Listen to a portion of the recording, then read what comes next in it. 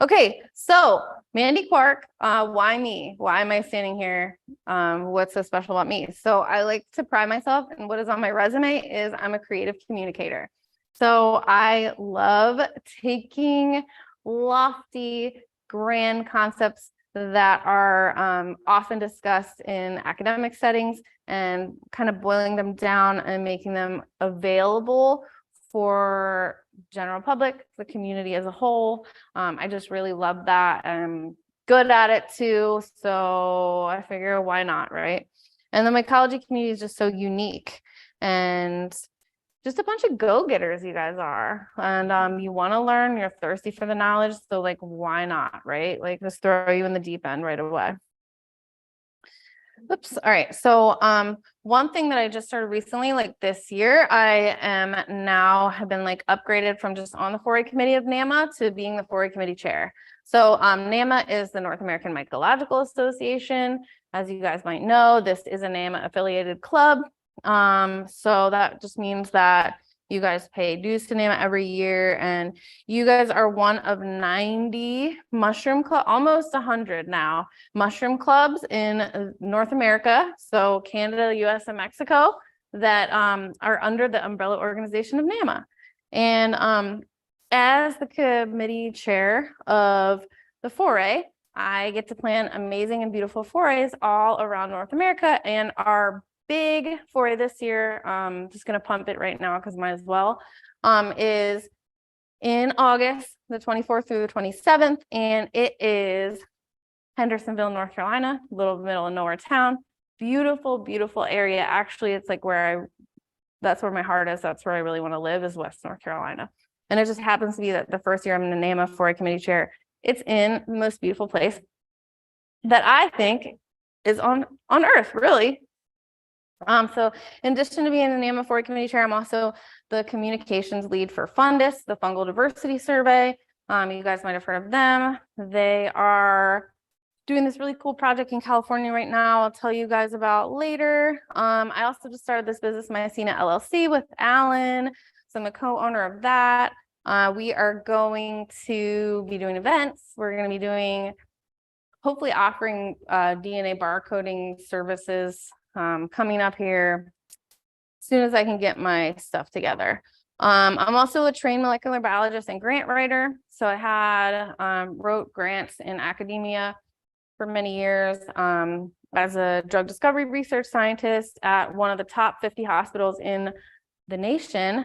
And I also wrote grants, so wrote grants there. And then I also wrote grants for this really cute little nonprofit that helped kids, underprivileged kids in DC and Baltimore, have after school programs like yoga and mindfulness, which they really loved, and like start community gardens and stuff. So I do have my master's degree in in biochemistry from the University of the Sciences.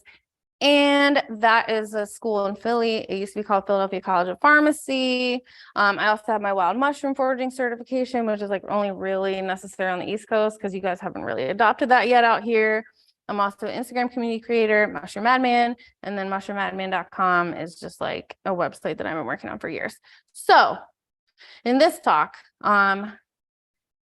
really gonna start off with chemistry. A lot of people are scared of chemistry, just like the dentist. I have to go to the dentist on Monday, and I'm like really not looking forward to it. And like I really hope that you guys think better about me than I think about the dentist, honestly. So we're gonna start. So we're gonna go like, does this work? No, it does, but not on there. So we're gonna just go small to large. So like chemicals, and then how they fit into biochemical processes, and like basically molecular biology. So like molecules, like biomolecules on the like a molecular level, and then also on a cellular level, which is one step up from that, and then system-wide processes. So like a fungus, for instance, would be like a system-wide process, and then an earth-wide ecosystem. You gotta share your screen on Zoom. I just saw everybody open up the Okay. YouTube chat. Sorry, Oh YouTube. my gosh, geez. Oh, cool. I never said that I was an IT person. Okay. You just full screen again. Yeah. Yes, yes. Yeah. There'll be a recording. It's gonna be a recording on YouTube. Yeah, it's really hard to send out the whole presentation just because it's so big. But yeah, yeah, we'll definitely be on YouTube. Yeah, so you guys only missed a couple slides and they weren't that important. YouTubers. Sorry. Yeah, so okay, small to large. You know, the chemistry is gonna be like 5 or 10 slides, and I know how disappointed, especially you guys on YouTube, are gonna be about that, but like I'm gonna give you at least 5. So like hopefully you'll end up loving me for that. Okay, so oh my gosh, elements of life. We could not talk about chemistry without talking about the basic building blocks. So there are 6 elements that make up almost all of matter in living systems. It's hydrogen, carbon, nitrogen, oxygen, phosphorus, and calcium. Duh. And then there's 5 elements that are in smaller amounts, but still very important. Sodium, magnesium, sulfur, chlorine, and potassium. So like, for instance, you would die without your cells like pumping sodium, potassium in, you know, appropriate amounts. Everything started in the stars. These are elements of life. You know, all the elements of life are the fundamental, constructed from fundamental particles, and in combination, they make up what we know as molecules. So this molecule right here is ergosterol. It's like one of the many mushrooms in the fungal cellular membrane. And yeah, so basically, you know, just back to basics, the branch of science concerned with the study of molecules is called chemistry. Molecules are created by combining atoms of elements. You guys know this, whatever, but it's great to review so we're all on the same page. Biomolecules, they can be hundreds to thousands of atoms big. Really like low molecular weight molecules are considered drug-like. So almost every single drug out there on the market has a molecular weight, grams per mole, of less than 500. And then there's you know, your other biomolecules like lipids and proteins. Those are all going to have a higher molecular weight of like 1,000, 1,000 plus, 2,000, 5,000, 10,000, whatever. And then there's also this cool, what? Seeing the slides change, so I'm not sure. Maybe let's go back to the Zoom because I want to see what Zoom is seeing. So This is Zoom? well, this is Zoom, right? This like Okay. square. So let's do play from current slide. This is where you currently are, right? Yeah, but I want it to be in the presenter view. Does that work? I mean, it works for me. Can they see it though? Can ask them if they can see it as I'm going through. They can't? Okay, well, it was. Well, the screen changed now, still, it's still. Yeah. So I think you're focused on the PowerPoint application, not on the screen. Did you share to change what you're sharing? Yeah. Change what you're sharing. Okay. Let's go to stop share. Stop share. Yeah. And then which one? Pick the desktop. The desktop. Yeah. So. Slide. Okay. Let's see. Is that better? This is great that we're getting it out of the way, honestly. I'll see if they can see it with the words on it. There you go. It did switch. Hold on, there's like a delay, so. There was a delay when you guys were up there too. I have all night. Okay, I think we're good now. Forward. I'll keep an eye on it. Yeah. Perfect. I really should have got Alan on this before I even attempted to do anything computer based. Okay, everyone's happy on YouTube. Oh my God, I'm so glad you guys are happy on YouTube right now. It makes me so happy that you guys are happy. Gosh, I'm so sorry about these technical difficulties, right? It's all stuff that they- Yeah, you guys knew it. I know, right? You're like smarty farties. Yeah, so this is just it's just a review, right? So because like if we don't talk about this review, then like we're gonna all be confused later and be like, what is that? I don't know what a molecule is or whatever. So because we're going in right now. So yeah, so there's like 3 types of bonds we're going to be concerned with. Ionic bond, this is like the quickest of the quickest slide, really. Ionic, covalent. So covalent is all the organic compounds on Earth have covalent bonds. So it's the electrons are shared between the atoms. And then hydrogen bonds, so that's like super important. That's what makes water water. That's what makes water liquid and ice. Hydrogen bonding is the weakest of all the bonds, but not too weak. Because, you know, it legitimately creates life and it's very important in DNA structure. So I saw Richard Tehan's talk recently. I don't know if you guys know Richard Tehan, the cordyceps expert, but he said he wouldn't bore anyone with chemical structures. And I am here to tell you that I do plan to bore you, but I'm going to call it thrilling you. Because it all is in the context and the way that you talk. So organic chemistry, it's a branch of chemistry specifically dealing with the structure, property, and reactions of organic compounds, which basically just means it contains carbon and it's covalently bonded. So there's always geometric shapes. It's never like a circle. You're never going to see these structures with a circle. It's always going to be a geometric shape. Let's see if that will tell you why. So the corners here, each corner, I wish I had my pointer, but I don't. Each corner here, or a point or an angle, that's a carbon atom. So like for the one right here, I'm just gonna point with this.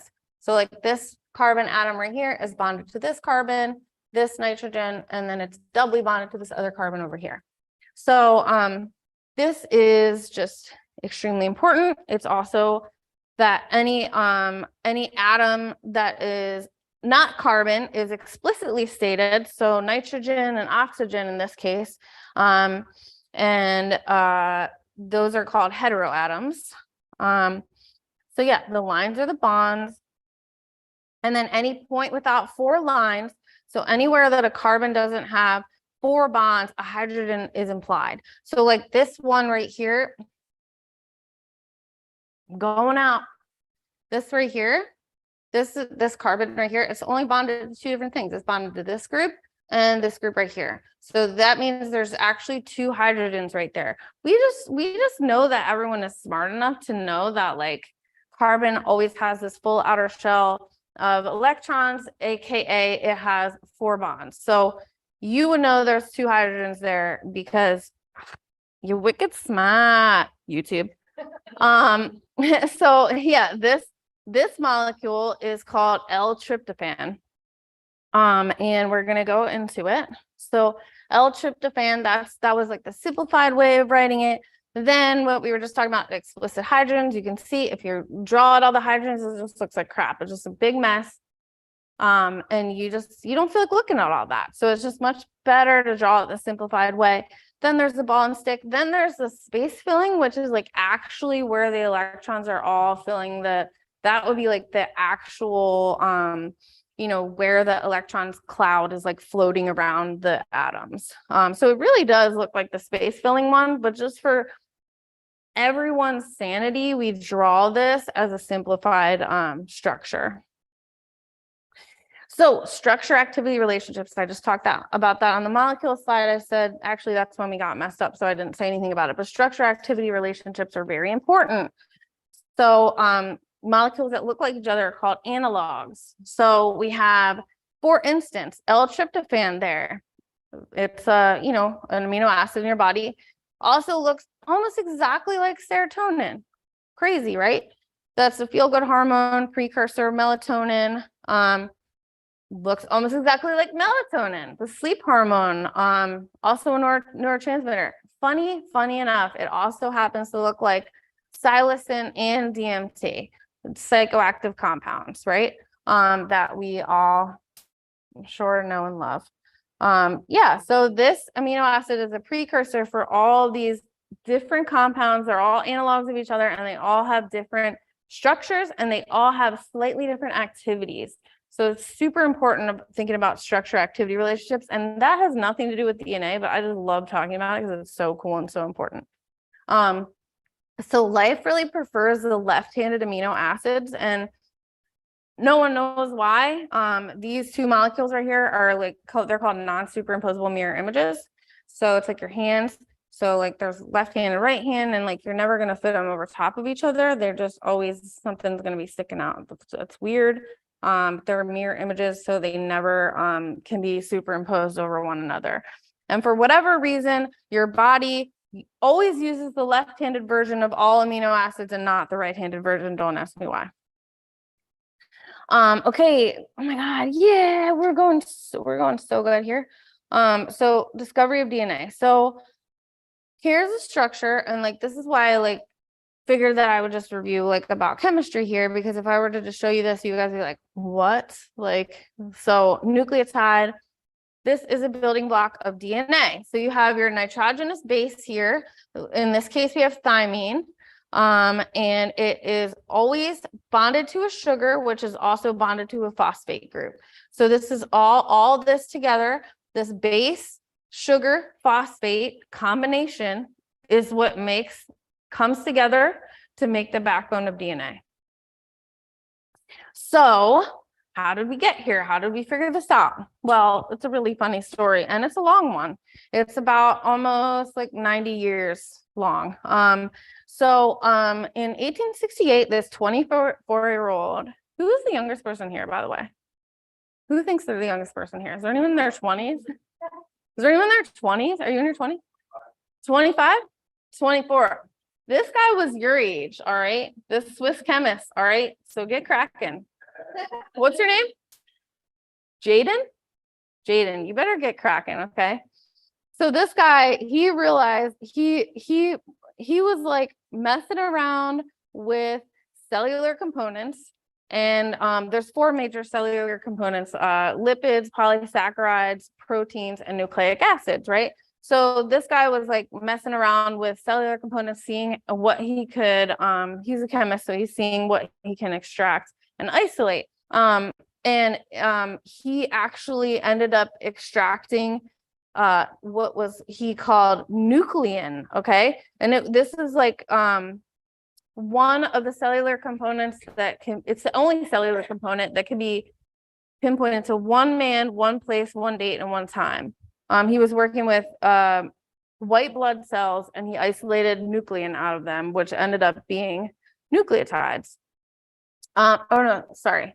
It was just nucleic acid, sorry. So this is a nucleotide, this whole thing, and then he did just the thymine. So he discovered that one part of it, and then in 1910, this guy, it took all the way, like 50 more years almost for someone else to come along and elucidate the whole structure. So not just the thymine, but the sugar and the phosphate.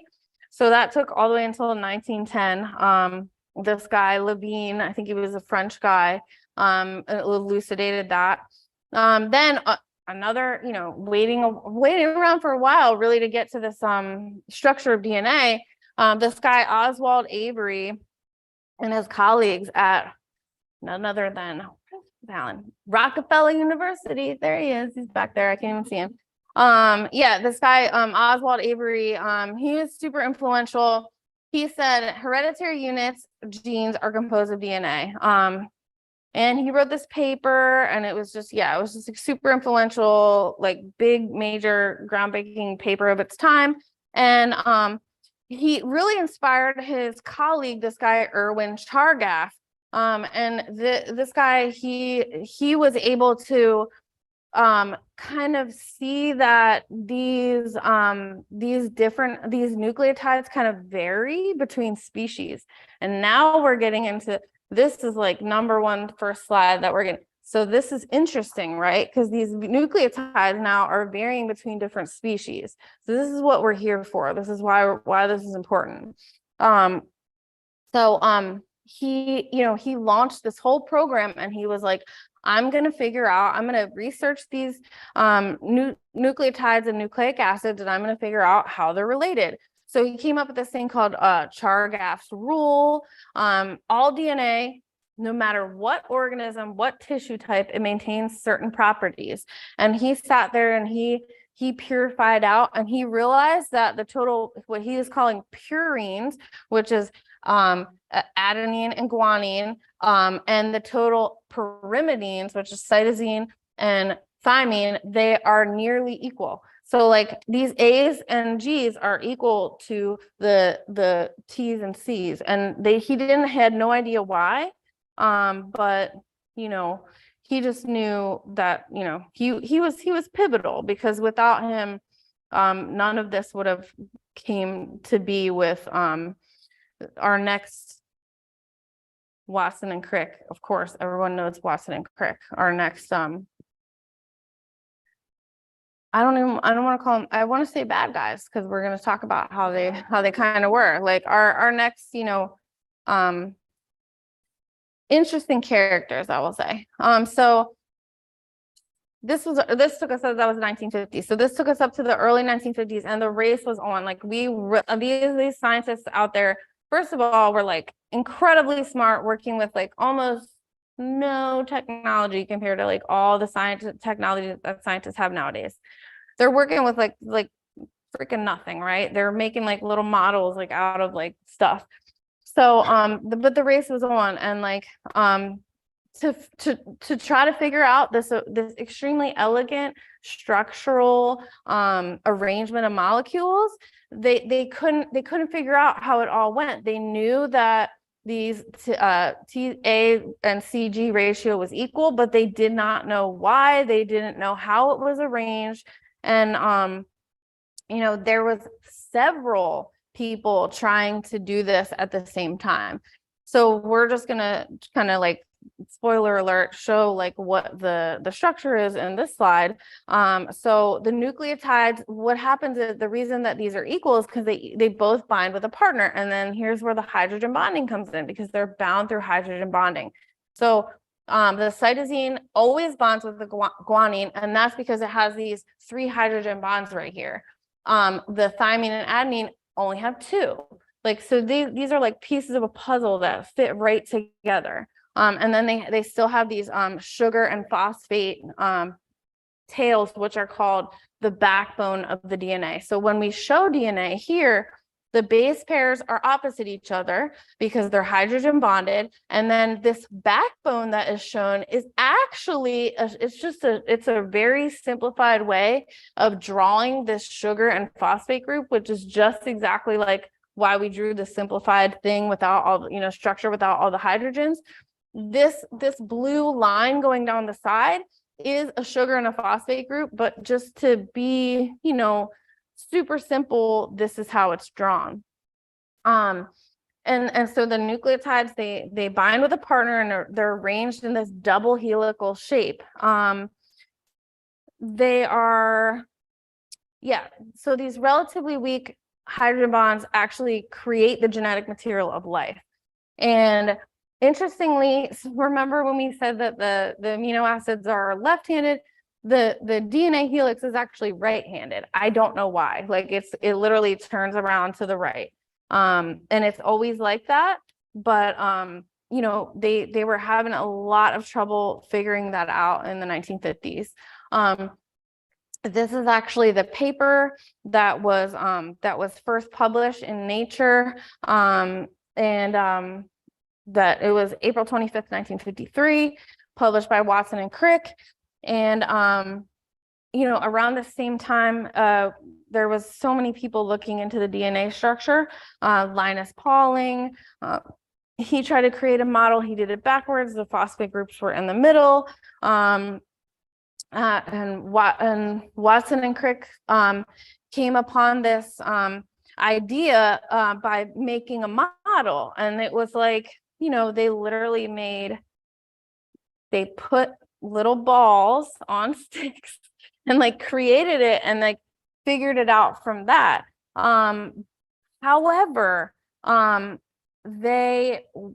was not just this paper published in Nature. In this issue, there was 2 other papers published about DNA and the structure of DNA.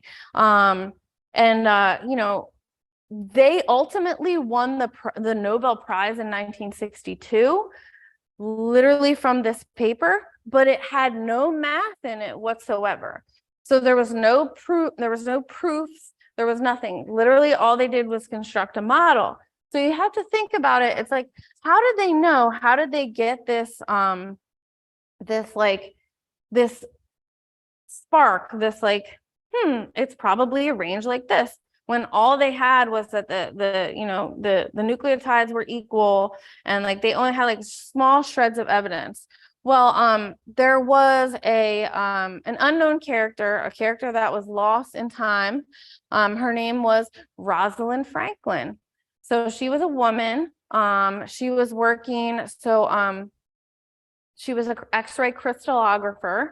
So what that means is she was kind of like precipitating DNA. So she was making, it was really, really difficult to do this, but like making DNA so concentrated that it's like forms in a crystal structure. And for whatever reason, she was working with DNA, like her structures were coming out like left-handed, whereas like the structure of DNA was actually right-handed. So she was creating these beautiful crystals and actually showing through mathematics and actual science, X-ray crystallography, that the structure of DNA was arranged in a helix. So you can see by this is like, this is her famous image. It's called Photo 51, also published in the same issue of Nature, April 25th, 1953, same image as Watson and Crick. Unfortunately, she actually, the way that Watson and Crick came about knowing how to make this model was through her. So they actually saw this on her desk. So she worked with this guy who was a real dick. His name was Maurice Wilkins. He hated her. He actually was on vacation when she came into the lab to work. And she was so good. And he comes back and he's like, this woman is in his lab, and he's like, who's this bitch? Like, like he's like, who's this hoe? Like, and he hated her. Like, so one day Watson comes over. So she Watson and Crick were at Cambridge in the UK, and Maurice Wilkins and Rosalind Franklin worked in the same lab at King's College right down the street. So one day Watson was visiting from King's College or from Cambridge to King's College. And he actually he was visiting Maurice Wilkins, and this dickhead goes on and shows him papers and stuff from Rosalind Franklin's desk, including this image of Photo 51. So pretty much like instantly, Watson had this, like spark, and like saw this and was like, oh my God, it's a double helix. Like that's what it is. And then he just had to prove it by arranging it in space. So he wrote that, yes. So this would be like, yeah, if it's like so you have to think about it, and it's a 3D structure smashed into 2D. So that's why it's like so difficult. So it's like, it's as if, yeah, you were looking down, because it's just it only gives you like a 2-dimensional read of a 3-dimensional structure. And she was trying so hard to prove this, and mathematically she couldn't, because she was working on the left-handed, the left curved DNA, and actually DNA in actuality in real life is right-handed. So she was almost there. She was like so close, like almost there. And she would have never, you hear that, YouTube? Never. She would have never created a model. She wanted to prove mathematically and scientifically. Like she was a beast. She was a real scientist. And like, she was like, I'm not making a model, I'm going to prove this scientifically.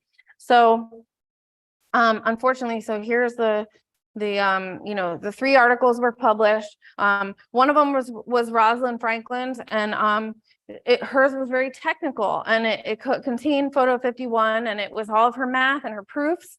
Watson and Crick's paper was beautifully written. It was elegant. It was gorgeous. And it's just unfortunately, they were the ones that ended up, because they were communicating so well, they were the ones that ended up, and also just weirdly enough, their article came first, then Rosalind Franklin's article, then another guy's article on the structure of DNA. So it's like getting it out there first, clear scientific writing. I mean, that's what it got. You know, both groups were in the UK. They could have easily worked together. So like, I just want to say, like, lesson one, like, collaboration is better than competition. Instead of working together and like getting all on a team and figuring this out, they didn't. And Watson and Crick were kind of sidewinders, like, and got there first. Sorry, lesson number two, clean, precise scientific writing speaks for itself, and it gets shit done like Nobel Prizes. So like being very clear, very not like technical that's what you really want when you're communicating about science. And then lesson number three is don't be a dick. Especially just not in general, especially towards women or all people for that matter. Just like period, end of story. Yeah, so actually Watson did like a TED talk, like he lived long enough to do a TED talk about this, where he had to come correct. So he actually had to come correct and say that they saw the image. Unfortunately, 4 years later, after that paper was published in Nature in 1957, Rosalind Franklin died at the age of 37, my age. She died at my age from ovarian cancer. So she never even lived long enough. They got the Nobel Prize a couple years after that. So she never even lived long enough to see anyone get the Nobel Prize. And she never knew that Watson stole that information off of her desk. I get like chills talking about this, honestly. So like, since no one, like these guys, Watson was 24 years old, by the way. And Crick was like this like 36-year-old like perpetual graduate student. So it was like a really young guy, and like a guy that was just like straight up in the lab, and like he wasn't a professor, he was just like a whatever guy. He was just like hanging out basically. And this lady was 37, very distinguished, multiple degrees. You know, she was working, unfortunately, probably why she got cancer was you know, like the same reason Marie Curie, it was all that X-ray, it was all the radiation, but instead of from like radium, it was from X-rays.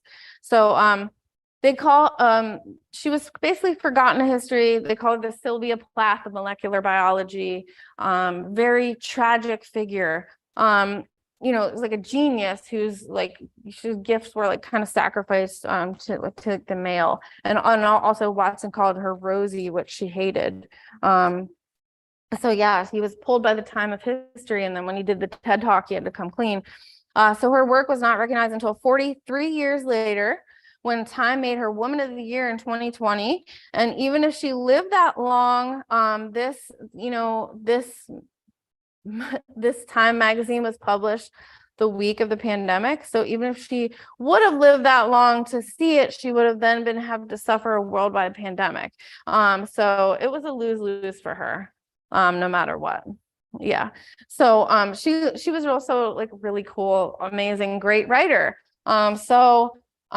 I have a couple quotes from her in here, and yeah, it just like literally gives me chills because I was her age, and like imagine if I would just die and like this is all I got done, right? I feel like it's like almost nothing. But she said science and everyday life cannot and should not be separated, and hallelujah, holler back to her about that. Basically what I'm trying to say right here right now is let's all be nice, let's all collaborate together. Life looks better where it's like a canvas and everyone can throw some paint on there. So here, okay, so back to the actual learning. That was story time, this is learning. So here we have a cell. This is the nucleus of a cell, and this is how DNA is stored. It's stored in chromosomes. So chromosomes are always found in the nucleus of the cell, and DNA is just tightly wound around these things called histones in the cell. And this is like just a little tiny little thing called the central dogma of molecular biology. Okay, so like pay attention. Yes. So the central dogma of molecular biology is DNA is undergoes transcription into RNA, and then that is translated into proteins. So that's just, it is what it is. Very elegantly, the DNA unwinds, it is copied, and then it is read on the ribosome and translated into a string of amino acids, which then are folded to form proteins. And it's always read from the 5' to the 3' end, which is important when you get to talking about like primers and stuff. Yeah, and RNA is a messenger. It relays genetic information. So processes like cellular processes can be carried out and tissues can function properly. And the amino acids are strung together like beads on a necklace. So when you look into these genes, so a gene is just a region of DNA, okay? It's just a region of DNA. You look into these genes and you know, it's like super easy in like prokaryotes, which is like not us and not fungi. It's just like, oh, like gene A, gene B, so easy. And then, okay, fungi and us have like all this other bullshit in there. So we have like these things called exons and introns. So we have all this like heavy machinery in the cell to kind of chop up the DNA. And it kind of splices the exons together. So the exons are what the, you know, what is actually read to create these proteins. And the introns are just this weird sort of like junk DNA, and we don't know why it exists, and we may never know, like, but it just gets spliced out. Yeah, and the ribosome, so the ribosome is super cool. It makes sense of all this junk DNA, introns, extrons, all this stuff. So yeah, central dogma. Yeah, the end result. So we're just bringing this back because it's such an important concept. DNA splits, translated into RNA, or transcribed into RNA, and then that's translated into protein. I can never get these two. I always get these mixed up. It's like, why do they have to make them both T words that end in TION? I don't freaking know. But yeah, it's transcription and translation is what it is. So yeah, so we're going to kind of see what that looks like with primers when we start talking about you know, actually doing DNA sequencing. So here's just some cute amino acids. These are all the amino acids. These are the non-polar ones. So you have amino acids with all different properties: non-polar, polar, and electrically charged. And there's 20 amino acids. Each side chain has different chemical properties. There's like weak acids and bases. There's hydrophilic, hydrophobic. And then all these amino acids meet up to form proteins. And they do it on the ribosome. So they actually, in the year 2000, it took all the way until the year 2000 to know what was going on with this. There was 3 scientists, and they did the same thing that Rosalind Franklin did with they precipitated the ribosome. Instead of the DNA, they precipitated it, and they did the X-ray crystallography on that. And there's 3 structural biologists, one of whom is a woman, won the Nobel Prize in 2009 for that. So we didn't even know until the year 2000 what this looked like, just to like stress that. Going through this so quick, proteins get jobs done. They do all the work for all your tissues ever. There's the primary structure, all amino acids, then those are folded either into alpha helices, beta pleated sheets, whatever. And then those things that are folded are then like folded again into tertiary structures. And then sometimes 2 subunits, like with hemoglobin, there's like 4 subunits, like your blood cells. They have multiple subunits coming together. And then you can also have these cool, amazing things called post-translational modifications, where the ribosome or like other stuff like mRNA like puts these different groups onto proteins afterwards. Not like super important, but just cool to know that that's what's going on. So now getting into actual fungi. So cool protein exclusively expressed by fungi. So how does mycelium, did anyone ever wonder, how does mycelium keep from drying out while it's growing? Well, it's these cool proteins called hydrophobins. They are produced by ascos and basidios. They're super small proteins, about 100 amino acids, a lot of cysteines in there. They're hydrophobic and hydrophilic at the same time, and they're located like right at the tip of where the fungus is. You know, it's like right at the end of the Spitzenkorper, if anyone knows what that is, the apparatus which like propels the fungus forward in the soil. So the hydrophilic side keeps the cell from drying out, and then the hydrophobic side keeps a bunch of water from just rushing in and destroying the cell. Super, super cool. Yeah, exclusively, these are only proteins in the whole kingdoms, all kingdoms of life. They're exclusively expressed by fungi. They're not in anything else. And they're critical to hyphae survival when the fungus is going through nature, and you know, aerial projects up out of the soil to see the conditions critical for that.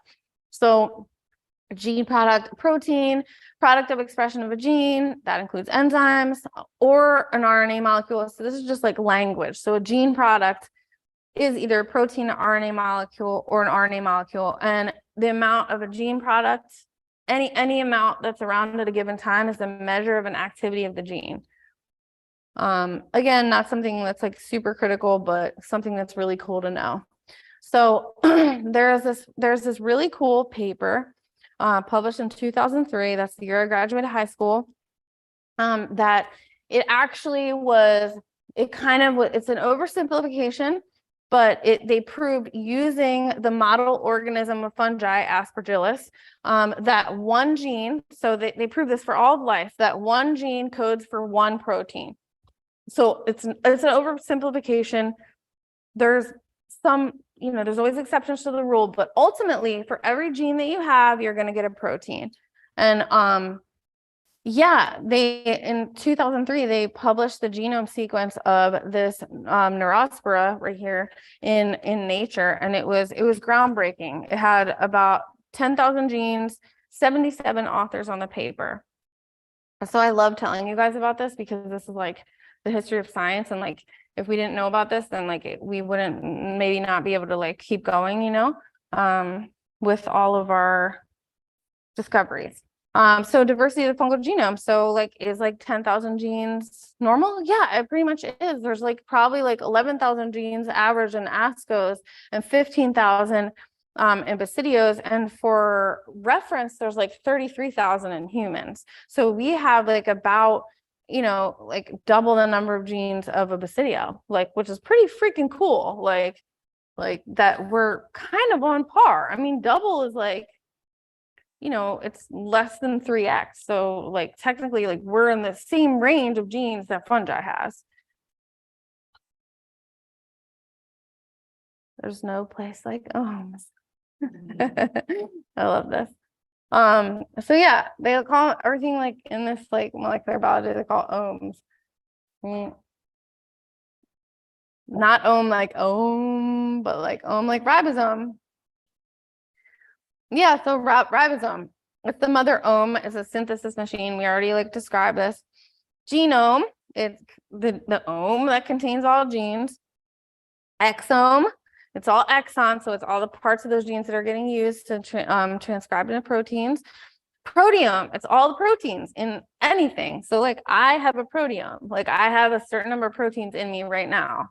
You know, this brownie, no, I'm just kidding. No, it's something living, right? So it's like it's this whatever the Ganoderma multipilium or is, or whatever that is over there, that had a certain number of proteins in there. Then there's the phenome. This is a weird one. It's all phenotypes. So it's any like phenotype that a fungi can come out. So with the multipilium, it could be really, you know, without a lot of fresh air, it's like really antler-like. And then with like a ton of fresh air, it's you know, like a beautiful like shelf. So that's all phenotypes that are possible. Metabolome, all metabolic processes that are possible. Transcriptome, all transcription functions. Secretome, I love this one. It's like a secret tome. It like reminds me of like a book that's like a secret, like Like, yeah, it's like, so that's all enzymes that obtain signal peptides before secretion. So that's what I was saying with like all the cool, like methylation and all that, like additional processes. And then there's the pangenome. So that'd be like all genomes of everything possible within like a clade. So like a species, for instance. And here's just a really cool like photo. Like this is like actually like example of a phenome, because this is a phenotypic variation of this was what is this called, Alan? I forget. It's a West Coast. Oh, Arvescalpium vulgarum. And this one is found on the West Coast. And yeah, this is like, okay, this fungus can have another fungus growing out of it. Like that's one of the things that's one of the phenotypes that it can have. Whoops. Cordyceps militaris. So I consider myself a cordyceps hunter. This is like what I do. Here's a Cordyceps militaris that I found. You know, this is like on a Lepidoptera here. And I found this cool paper, Cordyceps militaris transcriptome. So this is all the things that help with the transcription process in some way. So that's transcribing DNA into RNA. So look at all these different things like amino acid metabolism, cytoskeleton, energy conservation, function unknown, nuclear structure. There's like all these things, all these genes in Cordyceps militaris that are participating in making this DNA into RNA. Super freaking cool. What a great paper. This was published in Nature in 2018. So secretome, this is like a really cool one. So this is like maybe like a little confusing, but it's ultimately like super cool because it kind of shows that about like phylogeny and taxonomy and like where this is like called a function family plot. So it kind of shows you that like the fungal the enzymes that are like there in fungi, like these the CAZ enzymes, so they're carbohydrate active enzymes. That's just what that means.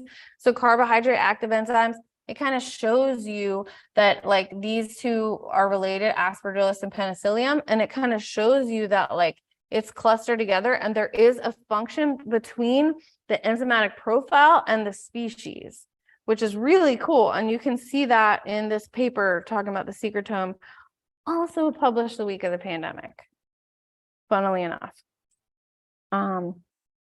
Yeah, so the first full fungal genome was published in Science magazine in 1996. It was Saccharomyces cerevisiae, a yeast. It took researchers in 19 countries, 94 laboratories, several sequencing methods. It turns out it has 16 chromosomes and about 6,000 of them are genes that code for proteins. It's funny because this is also the same year that scientists successfully cloned a sheep, Dolly.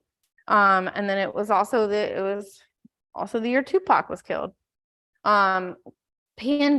So union of all conserved genes and all accessory genes in all strains of a species. So this is like, whoa, this is like, you know, like Matt Powers isn't here tonight, but like this is like some Matt Powers-ish. Like he is like into like permaculture. So like something like this would be amazing to figure out for permaculture because it's showing you all the genomes of a species and then how each of those species overlap in their genomes.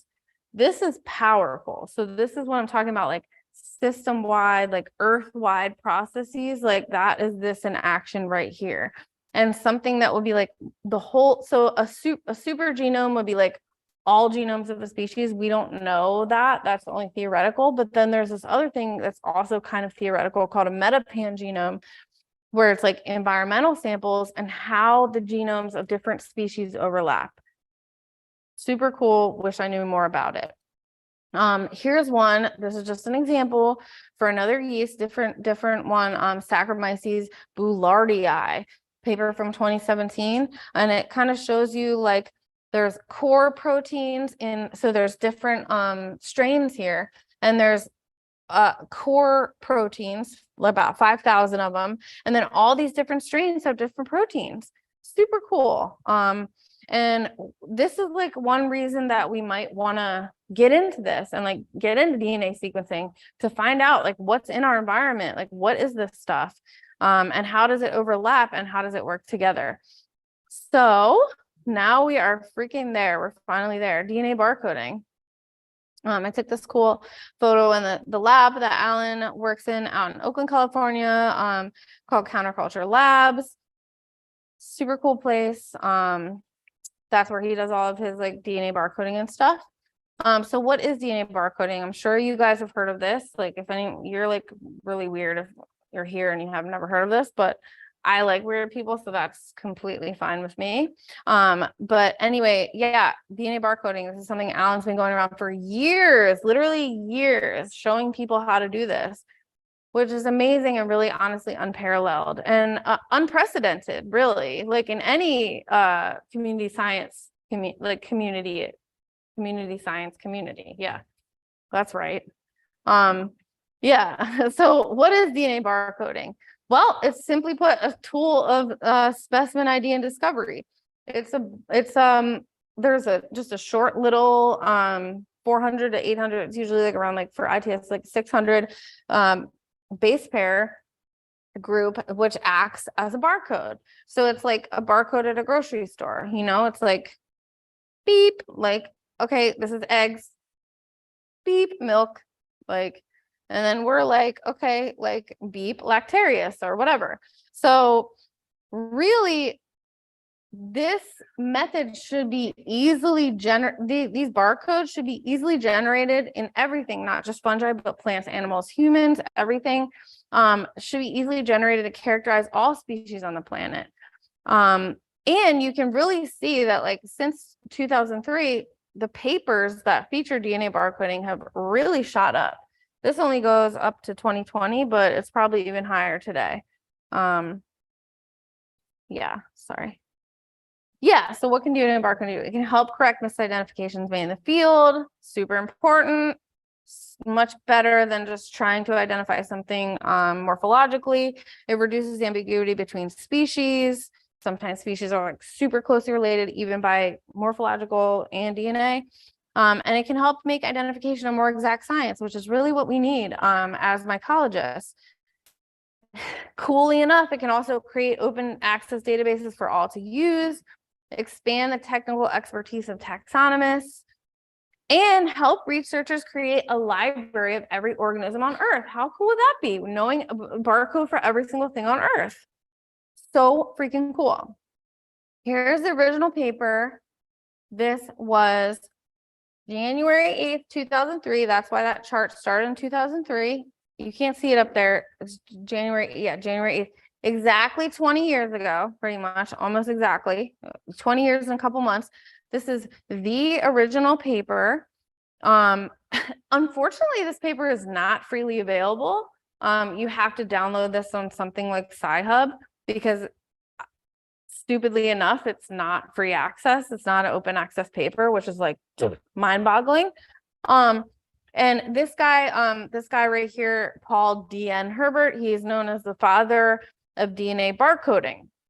I just want to draw everyone's attention to the first sentence on this paper. The diversity of life underpins all biological studies, but it is also a harsh burden. Rude. Whereas physicists deal with cosmos assembled from 12 fundamental particles, biologists confront a planet populated by millions of species.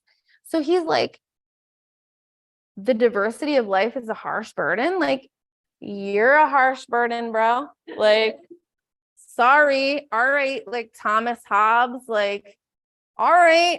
This is the father of DNA barcoding. Okay. I don't really like this guy just because of that. This paper, they didn't do fungi. They compared like buffalo, cattle, sheep, and like other livestock. And this is, 20 years old. They just started doing this 20 years ago. So from his paper, he says they will relieve the enormous burden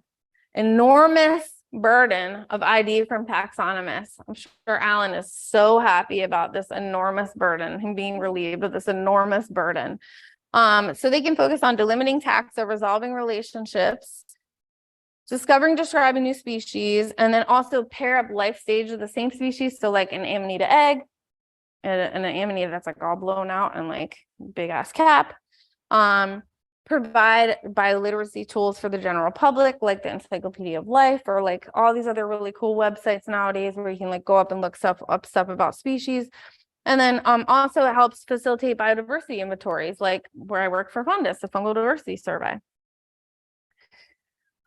Yeah, so then 11 years later, only 11 years later, they figured out how to create a universal barcode for fungi.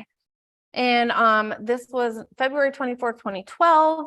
And this paper has been cited like 3,100 times in the last 11 years, which is like incredible amount. So ideally the barcode locus would be the same for all kingdoms of life. However, that's actually not the case. So COX-1 is the gene that's used for animals, but that genetic region is just far too variable in fungi to be able to be used.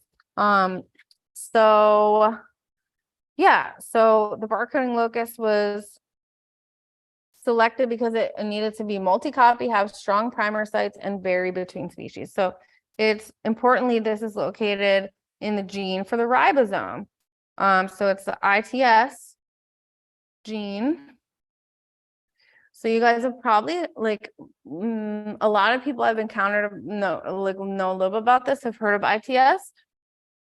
So you know, we just learned about the ribosome, so it's like really cool that we learned about that. It's really cool that we went through that because this ITS gene is actually inside the ribosomal the cluster of genes that like helps create the ribosome.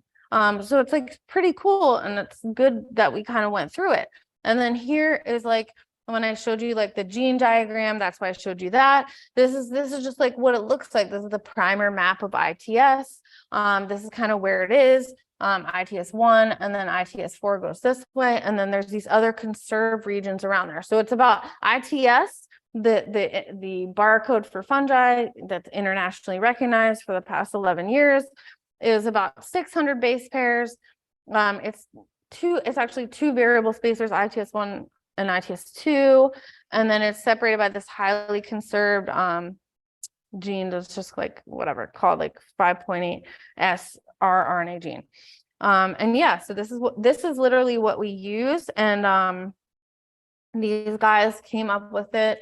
This like the Bruns lab, this guy, he's like in California or whatever. He worked super hard on this, and then like this other guy, this other guy's lab, the last two, he's going to speak at NAMA this year. So this is like these people have been you know, working on this for a while, and this, you know, this is what they're using. So actually in 1993, this guy Tom Bruns, so like Guards and Bruns, they actually came up with this ITS primer in 1993, but it was never adopted until 2011. So why wasn't it, and why, you know, we've known about it since 93? Well, they just weren't using it for DNA barcoding. They were only using it for running gels. And the funny freaking thing is, I didn't know this, and I didn't find this out until I went to Soma camp, and this 16-year-old person told me that about this and said, I was talking with them about my talk, and I said, you know, why, you know, this was discovered in 2011. We're doing this ITS thing since 2011, and they were like, actually it was like the 90s, because I like looked into this. This 16-year-old who's been going to Soma camp since he was 9. So I was like, oh my God, I have to look this up. So I looked this up, and I realized that yes, we did know about this region. And these guys in this lab at UC Berkeley, They actually did publish this paper in 1993. And they just didn't, it's called ITS primers with enhanced specificity for basidiomycetes. However, they did not envision the application for DNA barcoding. And the funny thing is, this is a quote from the paper, the ITS primers we have reported here will probably be useful examining the basidiomycete component and many other natural substrates. So they were like, yeah, this will probably be useful. And like, that's literally what we use as a universal barcode marker for fungi. So you never know when what you're going to do is going to be like super useful. So here's the database, Barcode of Life database called BOLD. Their vision is to eliminate biodiversity, every multicellular species for the benefit of all life. So this is like the database where everyone, you know, it's like a public data portal. This is like one of the things that DNA barcoding like created from Tom Hobbes's paper, you know, whatever, Paul Herbert, whatever. His paper said that DNA barcoding will be able to create stuff like this, and it did. So this is created by the International Barcode of Life. There's primer databases, publications. It contains like, this was like in January, so like probably a little bit more. But there's 24,000 current sequences that have been uploaded for fungi as of January of this year. So then they also have this thing called the Global Taxonomy Initiative that was started in 2020, step-by-step guide for DNA barcoding. So they want to catalog all the species on Earth. Since the 1750s, only about 20% of the estimated 8.7 million species of multicellular organisms have been described. And this F right here is how many fungi we have done. And that's it. So actually the more recent paper that was published in 2017, and this is not in my slide, but I just looked it up for this grant that I was writing, said that there's probably somewhere around 3 million plus or minus 0.8 million species of fungi. So like 3 million species. So if these guys are saying that there's 8.7 million species of everything out there, 3 million of them are fungi. So that's kind of crazy. And like, we got to get crack-a-lacking. So DNA barcoding, it's so easy. So here's the steps. 1, it's actually pretty easy. Extract the DNA from the sample. 2, amplify the target DNA using PCR, polymerase chain reaction. It's cool, like little apparatus thing. It's been around since the 70s, really not that hard. Then you sequence the PCR products. That's when we're going to get in the sequencing. And then step 4 is just you just take the data, it reads out from your sequencing, and you compare those against reference databases to find like either a matching species, or if it doesn't correlate 100%, then you might not have a matching species. DNA, so then, okay, next step. So DNA extraction and amplification. Sampling, this is like an old photo that like Alan took. It's really hard to almost see when you're actually sampling this now, because we're sampling in PCR tubes. These are like 1.5 mil tubes. So like you really just take like a fleck of the gills, and you sample it into a extremely tiny, like I don't know, like 25, 50 microliter or something PCR tube. And you want to take an area of the fungus that happens to be the least contaminated. You want to either use different tweezers for each sample, or what we've been doing now is actually putting isopropyl on the tweezers in between each one, just so you don't have to like burn a bunch of tweezers and like use all these like different tweezers. Oh, whoops. And you don't want to cross contaminate. And then smaller amount you can get away with it, the better. So, oh my gosh, selecting your primers. Me and Alan created this really cute little chart. It's so cute. And if you guys want anything, it should be this, because you're never gonna find this anywhere else. So selecting primers, and also Stephen Russell says this. So it's like Alan and Stephen, they're like, okay, well, like what primers, it says you can't see it up there. What primer should I use? Okay, well, what question are you trying to answer? Are you trying to answer just what is this? What did I find in the woods? Or like, are you trying to answer a more broad question, like how are species and families related? If you're just trying to answer what did I find, you start with the gold standard ITS 1, ITS 4, the forward and reverse. Did that work? Yes. Stop here if you want. No. If not, then you might want to consider running ITS3, ITS4, or rerun the PCR with a different program, dilute it differently, or just go back to the beginning and rerun the DNA extraction. So if you want to actually find out how species and families are related to each other, you're going to want to run these more conserved genes. So instead of ITS1, you're going to want to do like LSU, TEF1, RPB1, RPB2, or beta tubulin. And those are just like, I don't have time to explain them, but like it's just different genes that are variable in different fungi. So PCR, everyone kind of like thinks this is like complicated, but it's really not. So it's hard to see, but like you have your gene here. You got your 5' to 3' end. That's how it's read. So you kind of like split it apart. So basically what you do is you've already put your extraction reagent in the tube with your little piece of fungus. So that goes in and it starts getting extracted. So what you do is then you pop it into the PCR machine for a couple minutes and it kind of denatures the DNA. So it makes the strands kind of come apart. Then what you do, the next step is you take your primers and you put your primers in there. So these are short primers meant to be, 400 to 800 base pairs, and they kind of find that region of the DNA because they're the opposite. So they are like the opposite of that sequence of DNA. So they find that region of DNA, and then you put in the PCR machine, which kind of goes through this cycle of temperatures, and it actually extends the primers. So the primers extend, and then it creates multiple copies. So you end up with like millions of copies of this DNA, and this is the DNA of the fungus that you're looking for. And when you have so much of this DNA, it can be read on this thing called gel electrophoresis. So you have to have like a good amount. The reason is you have to have a good amount of DNA, and you have to have a good amount of DNA to be sequenced.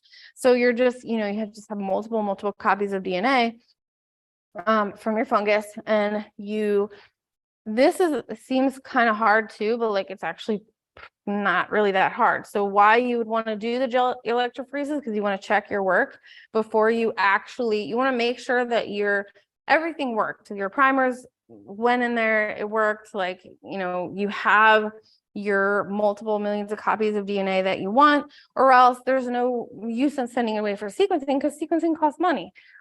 So you literally, all you do is just you make a gel, which is just like freaking agar with holes in it. I swear to God, that's all it is. And then you put your DNA there in the different holes, and then you put a current, and it runs across the current. And if it's heavier, it runs slower, if it's heavier, it runs slower, and if it's lighter, it runs faster. So you have your lower molecular weight on the running faster, and your higher molecular weight. And if you don't see anything like at all, like in that last lane there would be nothing, you're not going to send that one away for sequencing, because there's like literally nothing in there. It just didn't work. And with Sanger sequencing, it's like, God, anywhere between like 60 to 80% of them only work. So pretty important if you're doing Sanger sequencing to do that. So now we're getting the DNA sequencing section. There are several different methods available for DNA sequencing. Each one has its own characteristics. This is a mushroom that I found in a very dry season. So you might look at it and you may be like, oh, it's like a Saria or the Cordyceps tenuipes, but it's actually not. I thought it was Cordyceps mirabilis. It's actually not. At least Richard Tehan said that. Alan argues about it. This is like a perfect example of why we want to do DNA sequencing, because Cordyceps mirabilis, could be a European name.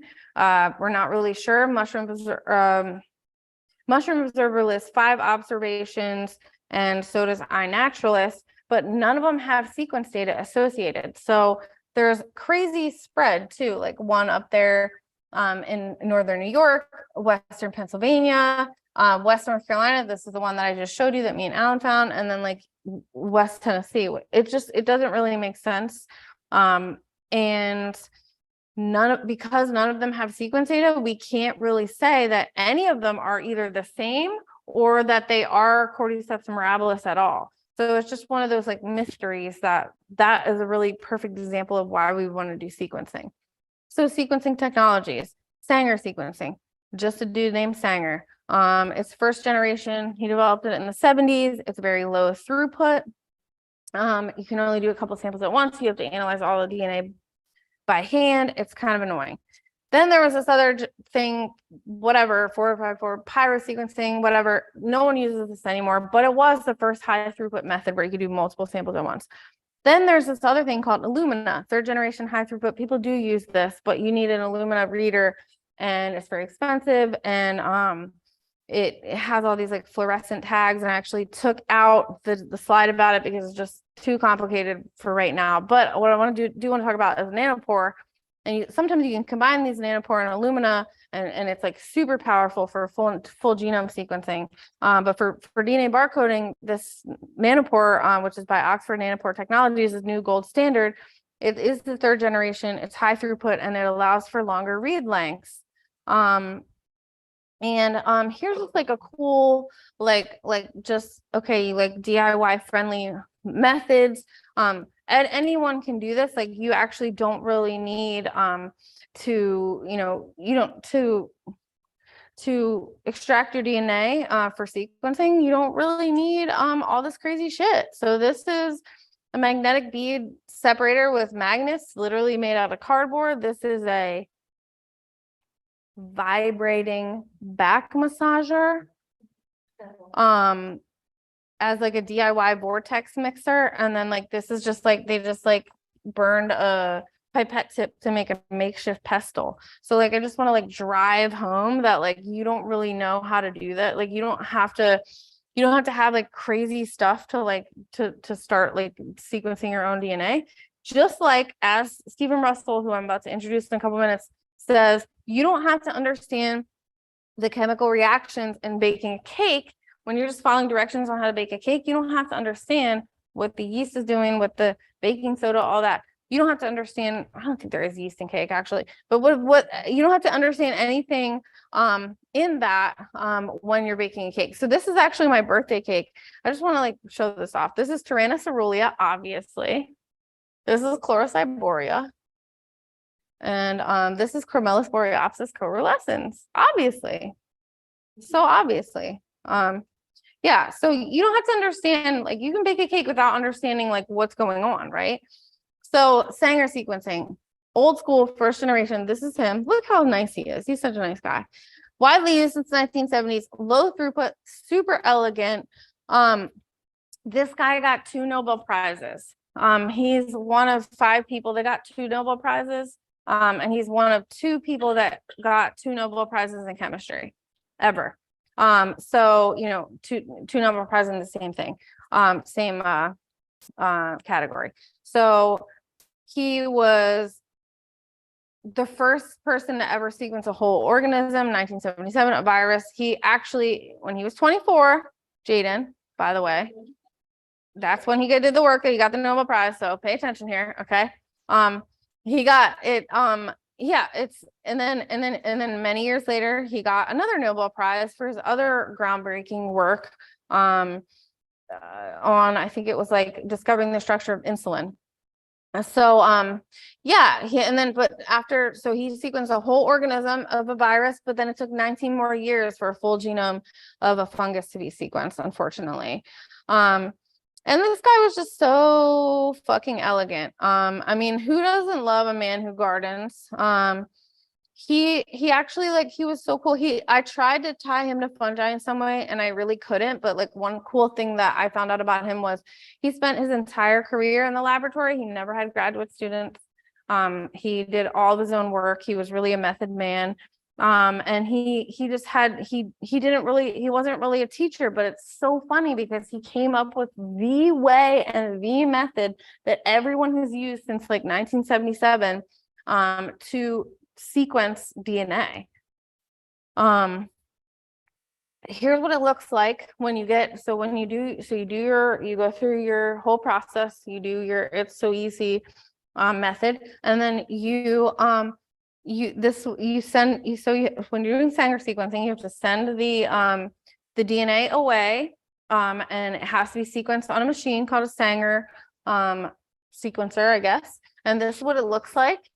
This is what a Sanger chromatogram looks like. So you got your C's, your G's, your A's, and your T's, and they all give like a characteristic wavelength here, or I guess it's a frequency. Just like a peak. I'm not really sure, honestly. And I've never really worked with this, but this is the method that Alan has been teaching people for years, how to sequence their own fungi, but just unfortunately, you have to send it away. So that's like kind of the crappy thing that Nanopore kind of alleviates, which we'll get to in 1 second. So the whole process of sequencing is you get your DNA. I mean, if you really want to know what it is, you'll culture it. If it's like super important for a paper or something, you're going to get your DNA from a culture, pure culture.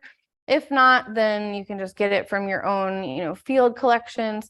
You're going to amplify your DNA. Then you're going to add your primers, depending on what you want to do, depending on that, the flow chart that we went through. Then you're going to do your Sanger sequencing. Then you're going to upload the results, your sequence, your A's, T's, C's, and G's, really short sequence, to BLAST, the international database.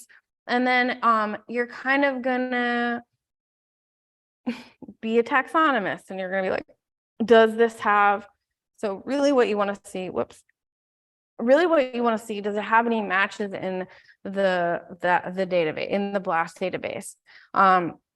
So like, here's just an example. This is just from a paper, DNA barcoding of unknown mushroom. They got the DNA sequence, they did the sequencing, they got it, they did a BLAST search, and they came up with 100% match for shiitake. So it's definitely shiitake. And that is seen right there in the query coverage. So it's 100%, and its identity is, it actually says 99% here, but when they explained it,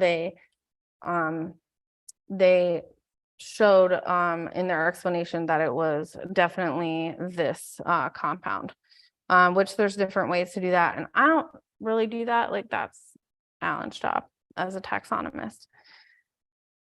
As a molecular biologist, I do like more of the actual extractions and like amplifications and all that. So that was Sanger.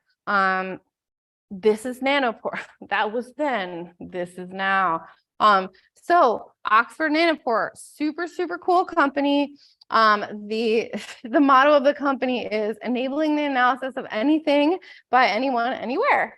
So, whoa, like, thank you. It's the only sequencing with real-time analysis.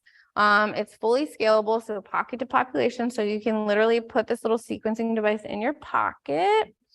Is that a sequencer in your pocket, or are you happy to see me?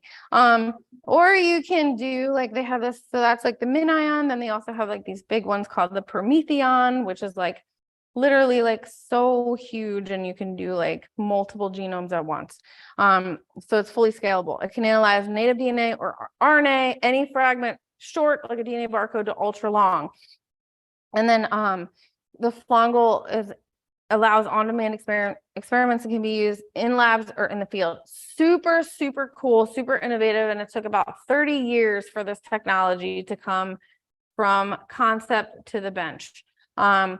So yeah, so this right here, MinION, okay, it's literally like this big. And it is, so what is going on right now with the people/person that is doing this is people are able to run on one fungal, so you can run a certain number of base pairs on each fungal, and that is about 960 fungi worth of ITS DNA barcodes. So you can actually get one sample containing 960 fungi and insert it into the MinION and get data within 24 hours, and you don't have to send it away anywhere, literally. So this is what it looks like. So it has, you know, like so these are, okay, so these are pores, so they're called nanopores. So what it is the this is what the readout looks like here in the corner, and what it is the DNA is unwound into a single strand and fed through a nanopore, and it uses a gradient of ions to feed it through and do that. And that this is, you know, it's on the nano scale, it's a nanopore, and then these, hold on, these little things right here that are reading are the pores. So they're either sequencing, receiving, inactive, or they are recovering. So that's kind of what it looks like, and that's why my talk had, you know, in the beginning of the talk, that's what I was showing you guys. So this is Stephen Russell. This is him running a MinION. He's putting 960, a sample containing 960 fungi that has been, you know, extremely purified, and he's putting it onto the MinION, and he's putting the flongle on there, and he's showing you that you press it down very lightly, and then it's plugged into his computer. And that literally will read 960 fungi in 24 hours. So he did this for us at NAMA 2022 in Missouri. It was super cool. He basically did it just for me. I asked him if he could run it. And he didn't run the whole thing. He just did the end result. And unfortunately, so the kind of like bottleneck for this as opposed to Sanger sequencing. So Sanger sequencing is you send it out, they give you back what the order of A's, T's, C's, and G's are. Unfortunately, with this, you need like a really great computer that is able to do and understand these complex bioinformatics. And you need someone running it who, like Alan or Stephen, who are extremely adept at computer programming, and you need to kind of be able to handle all this data. So this is just a mishmash of electrical signals. And so the electrical signal, so that's how it works. That's how it works. I took out one of the slides, but basically each A, T, C, and G has a different electrical signal. So this is all just like electrical signals. And then that has to be translated into A's, T's, C's, and G's. But once you can do that, and once you figure that out and like can run that, there's other programs that Stephen made in order to actually, it will update the iNaturalist record with the DNA barcode for anyone to see. So it's super freaking powerful because it runs the blast and it does all that stuff for you. And someone doesn't need to sit there and be like, okay, what is this? And stuff like that. It's super cool. A lot of work, but and then this is his protocol. So Stephen Russell is like legitimately the only one doing this work on a large scale in the mycological community. He's single-handedly implemented this technology. You know, Alan and I talk to him all the time. We do work for free for him all the time because we are just like amazed by him. If you want to see the protocol, it's like really freaking long, and there's like 7 different protocols in one, but like that's the barcode. If you want to just check it out. It covers everything from like the computer program setup, DNA extraction, amplification, library preparation, sequencing, data analysis. It's a full cost breakdown and everything. But what he's telling people to do now is not do this, is to just go out and make iNaturalist observations, these barcoding quality. So instead of, you know, people like Fundus and like other people that put stuff in herbaria, they're so worried about making these herbarium quality observations. And what Stephen is saying is there's another type of observation called barcoding quality. So what he is doing is he's like concatenating all the iNaturalist records based on what their barcodes are. So he can show that some Russula, and this is in his talk that he gives, it's like some Russula that is like was rained on a lot and it almost looks white, looks like this other one with like a red cap and a red stem. you know, because you can compare the barcodes like based on what they look like through iNaturalist. So it's really groundbreaking. And like what he wants, his goal is to sequence 100,000 fungi over the next 10 years, 100,000 North American fungi. And he actually started Fundus, but then the missions kind of went different ways. So you know, if you're interested in sequencing, it's really important, like, you know, what research question are you trying to answer? What fungus did I find? Where does this fungus grow? Which fungi are in my soil sample? How many known species are in a genus? How are different families related? How does penicillium make penicillin? Interesting question. And why are Leucaria purple? All of these questions can be answered with DNA sequencing. Super interestingly, here me and Alan made another cool flow chart. You know, this is just like, what kind of sequencing should you use? So if you want to have like, what fungus did I find, or where does this fungus grow? Well, how many samples do you have? If you have less than 1,000, probably Sanger, and probably Sanger with ITS. If you have over 1,000, definitely Nanopore.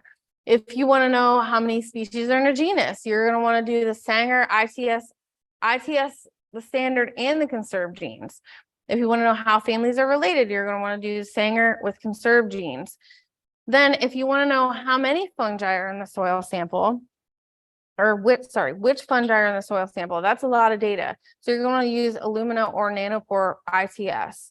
And then, but if you really are stuck on some of these important questions, like more broad questions, like how does penicillium make penicillin, or why are Leucaria purple, you need to do a full genome. You need all the information, the whole data, and a barcode isn't going to cut it. You need the whole genome. And the cool thing is you can combine Nanopore, and because Nanopore, reading a full genome is like, it's only like 90 whatever, like 6 or 98% accurate, which is just not enough. But you can combine it with Illumina to get like a much higher accuracy. So if you want to answer these questions, do the full genome. How much money do you want to spend? Not too much. Illumina and Nanopore. If the world is your oyster mushroom, you do this other sequencing technology I didn't talk about called PacBio, but it's really expensive and you would have to send it away. You can't just do it in your own lab.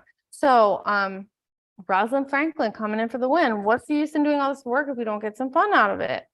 Right? So Stephen Russell is doing this thing called the 2023 MycoBlitz.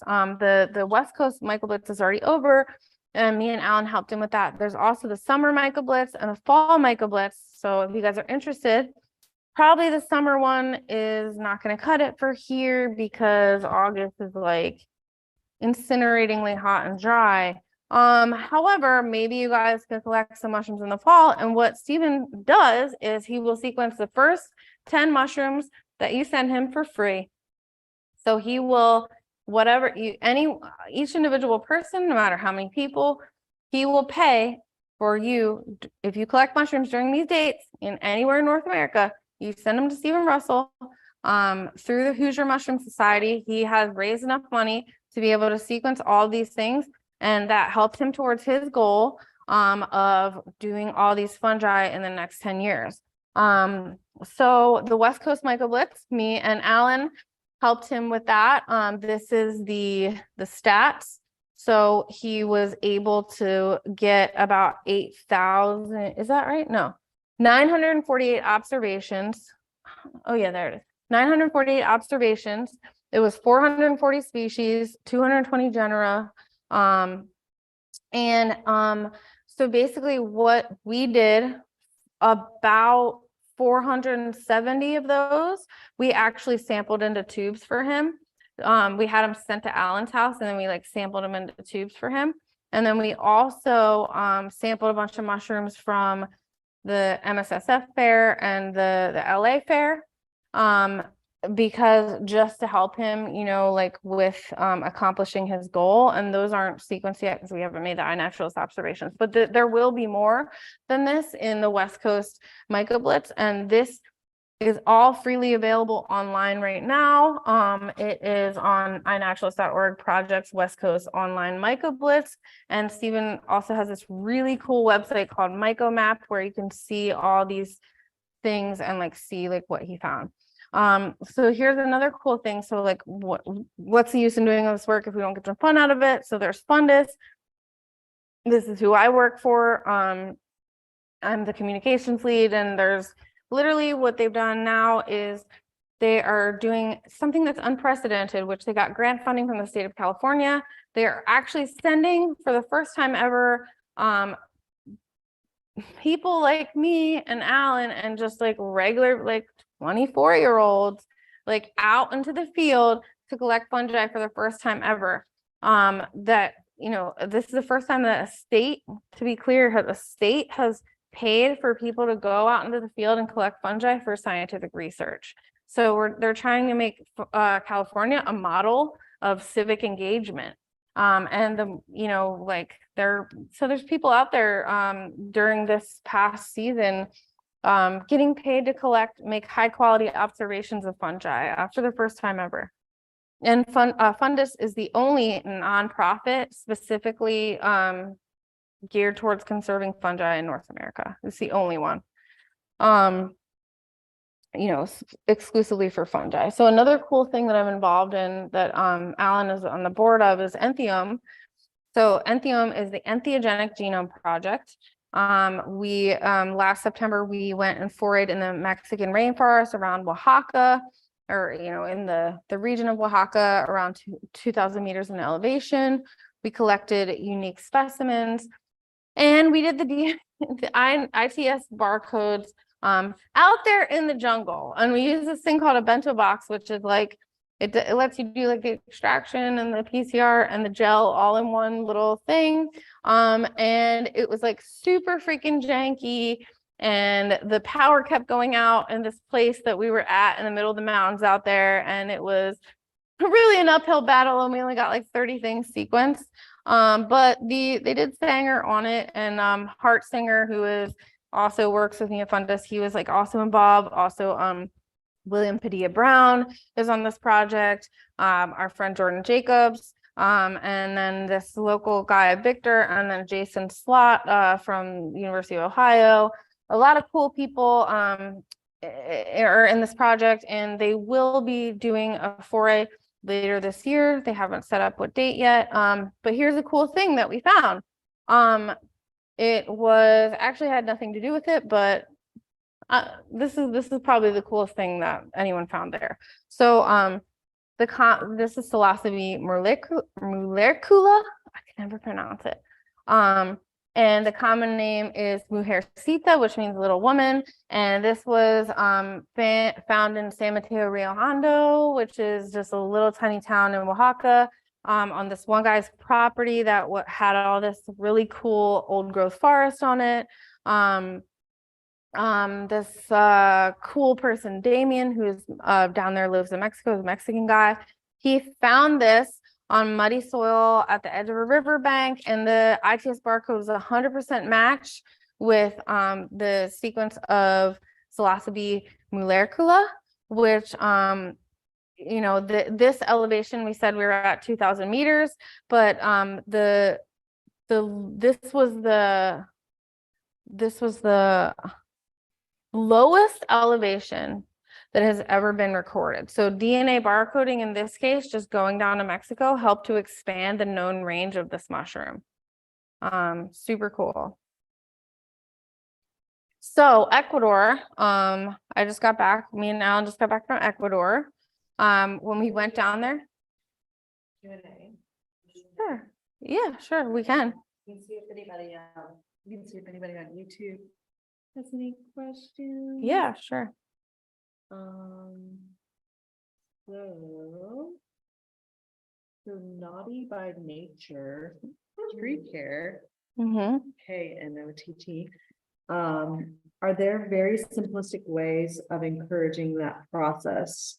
So What maybe process? I don't know where that was in the presentation.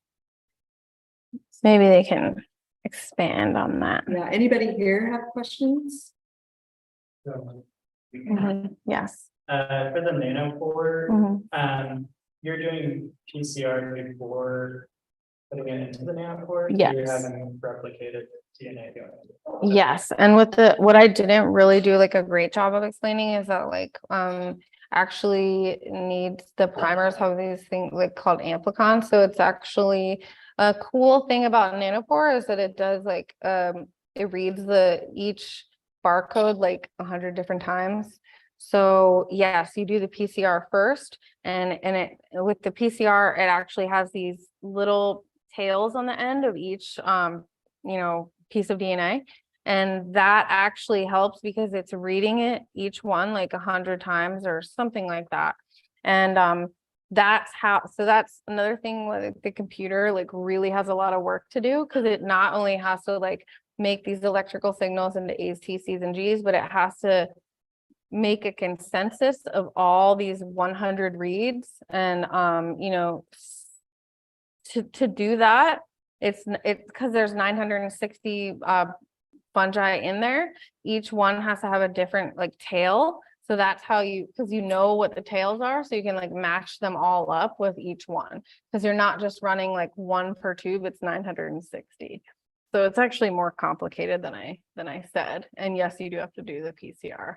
And it's, like 960 wells at once that you're doing. So it's a lot of work compared to just like that's why I was saying like, oh, you have less than 1,000 samples, you should probably run Sanger. But yeah, did you get an answer on that? No. Okay, well, whatever. Here. Mhm. So, yeah, question of that, so the example that you showed at the conference. Mhm. you know, Yeah. Along similar lines, like, what is the sort of the property? The 960, I mean, not to the same.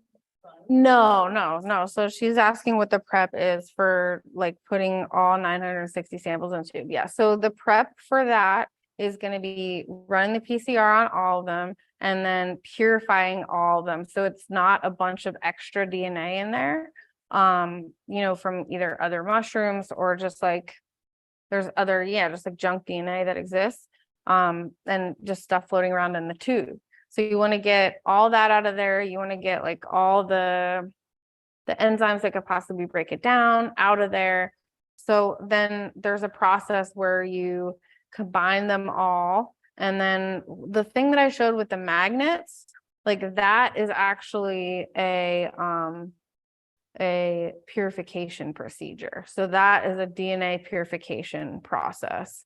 So, you add these beads, these metal beads in there, and like all the stuff that you don't want like sticks to the metal beads, and then the metal beads like kind of stick to the side of the other magnets, and then you can like pull the DNA that you want out of there. And it is like a process, and a lot of it could be automated with robots. So like instead of having like sit there and pipette 960 tubes, it's like really like going to be important, especially for me and Alan, to like figure out like how to get all this stuff done, like because like imagine sampling 960 mushrooms into tubes, like that's a lot just there. Then putting all the extraction reagent into 960 tubes, then doing the PCR, then combining them all, then purifying it all. You cannot make a mistake.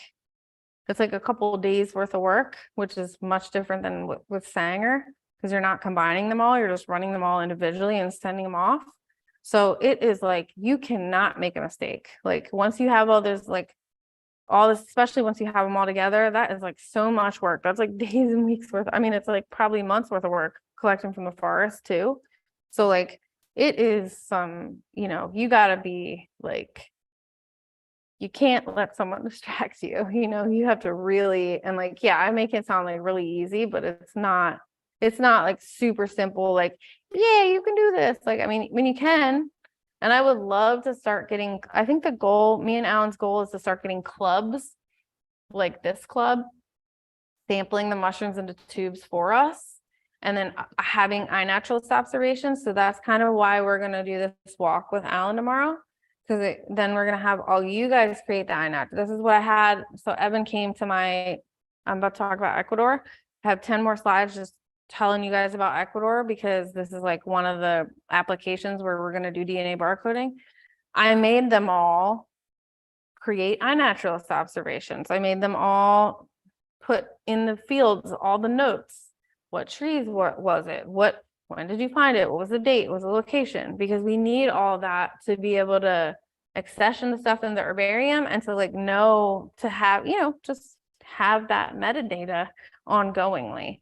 So the whole thing is like teaching process, but like Alan and Steven like can do this like intense like work on the computer and like all this other DNA barcoding now. But what we really need you guys for is to like make these observations in the field, because getting the 960 samples into just getting 960 samples to do one run is like a monumental task. And I hope you hear that, YouTube. Like, we need people doing this work in the field. Like, so did that answer your question at all? Curious, like, in terms of that process, we were doing that here, like, is that done in the lab? Like, would you be doing PCR? You would do, it would be great. I would love it. Like the ultimate goal, like future goal, like this time next year or something, to get you guys PCR tubes and to show you how to sample and the little tiny amount that we need, and have people out there. So we go on a foray like we're about to do tomorrow night, and then everyone takes, you know, say you collect 10 things, whatever, 2 things, whatever.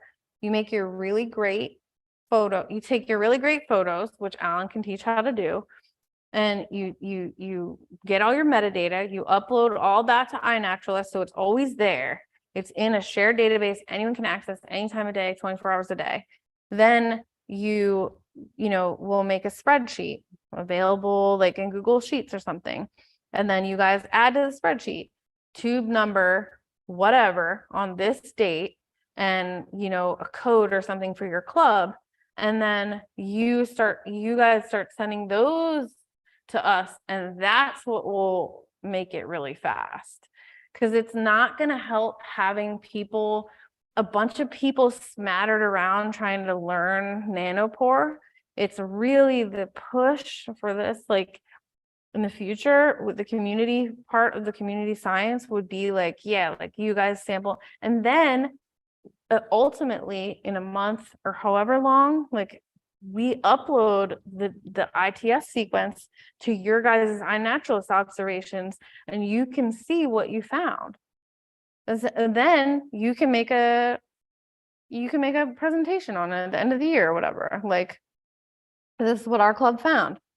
Super cool. Like, this is the data that we get back, you know, like, and that's yours forever, you know? So it's actually easier than trying to sit there and learn how to do PCR and buy a PCR machine and buy all the pipetters and buy all the reagents and keep the reagents cold and keep the primers up to date and all this. Like, it's like easier because that can all be done in a lab now. Like, so it's kind of the next step. It's the next generation of the stuff that Alan's been teaching people all along.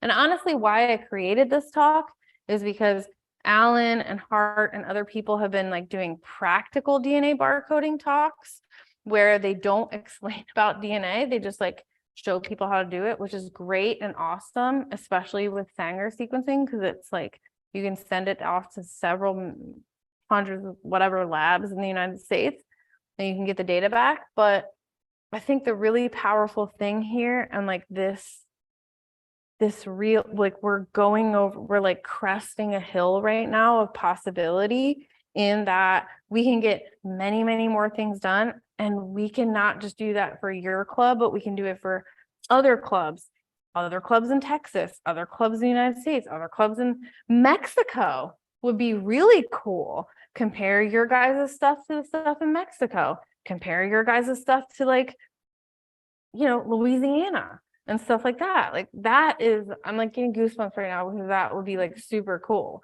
Because there's no way that me and Alan can go around and collect. We're only 2 people. Like, we can only collect, like, we need to rely on you guys.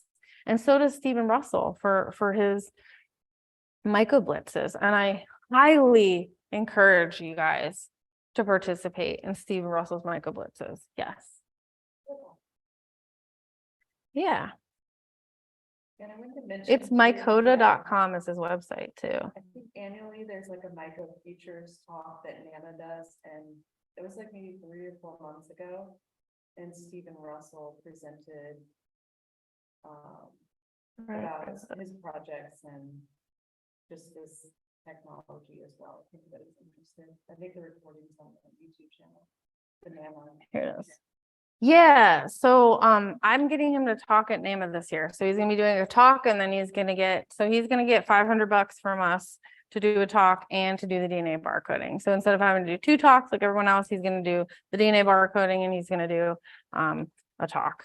So I'm into it. Like, yeah, yes. So what type of metadata is used, like, by looking at observation? What, I understand photo, Yeah. but what would, like, notes would be helpful to review that? There is an amazing, I should have put it on here. There's an amazing video on the Fundus YouTube channel that shows how to make high quality observations. It was created, actually me and Alan are in it. It was created, they did it Telluride this year, is Andy Wilson and Gabriella created this video of how to make, so if you go on the Fundus YouTube, like fungal diversity survey, YouTube, you should be able to search it and find it. There's a video and it's called like how to create high quality observations or something. It's like a 2-minute video and it explains everything. It's like you want like the UV reaction sometimes, like the KOH reaction, the trees, the environment, like photos, like as many photos as possible, like the base, you know, and it obviously depends on like for different mushrooms, like obviously the base for an amanita, but like not, you know, necessary maybe for every single mushroom, like to like for polypore or something like so. So yeah, like super encourage you guys to participate in this microblitz. Hopefully by like this time next year, I'm really hoping that I can like come back here and be like, oh my God, now we're going to start doing this, or here's some data from like stuff that we've been doing, or like, here's my data from Ecuador or whatever, like, and yeah, also encourage you guys to come out. We're going to do an Ecuador trip again next year. We're going to do one in Mexico this year, and we're going to do one in North Carolina, I think, which is like pretty close. Do you have a question? Okay, you're just raising your hand. Okay. Yeah, no worries. Let me just do the Ecuador thing like really quick. It's just 10 slides. And I literally threw this together like 5 minutes before the talk, or like 20 minutes or an hour before the talk.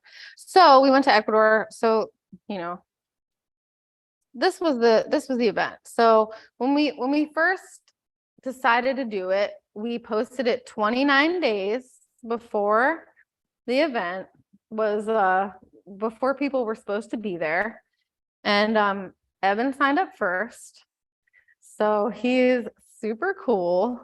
Yeah, we had 13 people from all the United States. We had 1 person from Ecuador and 1 person from Colombia. And the person from Colombia actually was a music producer. So we had amazing music the whole time.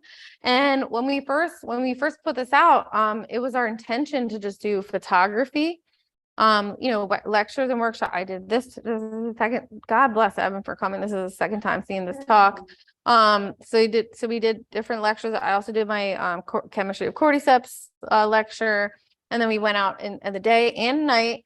And it was supposed to just be mushroom photography and identification.